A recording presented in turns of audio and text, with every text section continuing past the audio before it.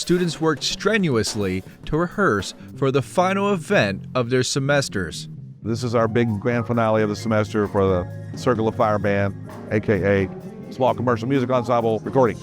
Dr. Mike Bogle, a professor at Cedar Valley, tells us exactly why it's so important for students. It's the one performance really that we do with the ensembles generally is the end of semester performance. After the performance, we caught up with a student musician and asked him how this event helped him grow as a musician. It's so important because you learn so many of the nitty-gritty details that you never would have thought about if you just went to a live performance.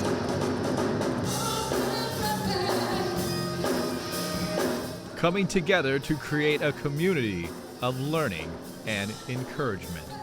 Because it's always a two-way street. I'm learning from them, they're learning from me, and we collaborate a lot on different compositions and releases, and I just love bringing something out of them that they maybe didn't even know was there, or they were really afraid to let it out. Cedar Valley College leaves a resounding testament to the creative synergy thriving within its student community, fostering unity through the power of music.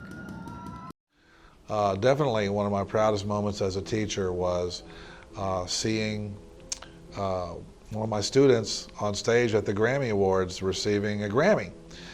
But also just seeing the students here at the college on a daily basis create their music and get their music out there. There are many proudest moments as a teacher around here. As far as my most significant challenges, I think one is to connect the students with the music industry, the reality of the music industry.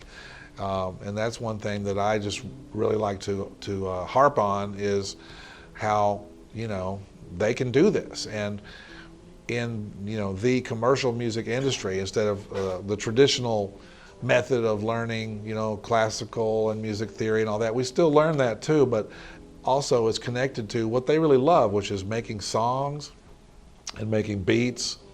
And then, what I call the 3 R's and the 1 S, which is, writing something, recording it, and releasing it, and then also submitting it to something for consideration. Hi, my name is Tiffany. I met Dr. Bogle this semester, and I must say he is one of my favorite teachers. I, as a student and aspiring lifetime learner, love to see a teacher who not only talks the talk, but walks the walk. He knows what he's talking about, and he's also out in the world doing things with the knowledge, and I really appreciate that because he gives a great example on how to do it. I hire students as roadies and things on real life, gigs and things that I play, so I think it really helps to get them out there, and they can even make some extra money and see firsthand what the music industry is really all about. So my nonprofit seeks to help with some assistance for teachers in those areas, as well as helping students with certain disabilities like Asperger's syndrome and even attention deficit disorder and blindness that have a connection to music.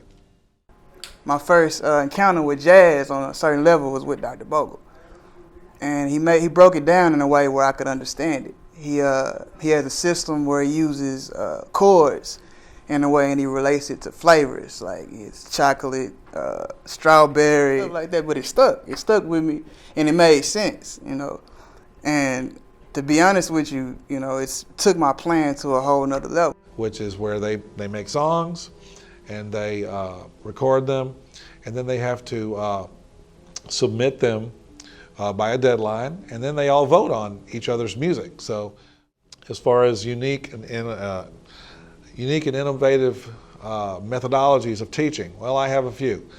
One is just really believing in the students and pulling out of them what I believe is inside of them.